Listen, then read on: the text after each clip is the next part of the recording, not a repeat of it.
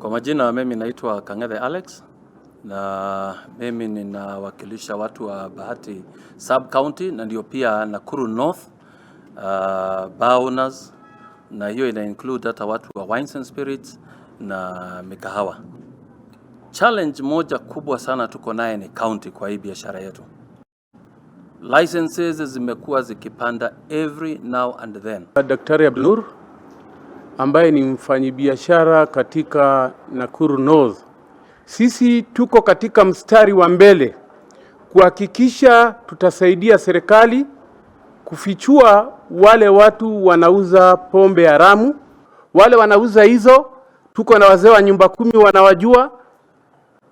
Tuko na OCS wanajua hao watu, tuko na machifu wanajua hao watu. Kwa hivyo ni jukumu lao kuhakikisha pia wanaangalia wale watu ambao wanaharibia sifa vilabu. The police and the courts are to blame for the proliferation of these drinks. Kwa sababu huu wingi unashindwa Hawaii. Bora tutaki kusikia watu wetu wananyanyaswa. Watu wetu wanasumbuliwa usiku na mchana, wanakamatwa bila visababu. Hizo vitu hatutaki. Ayub Savula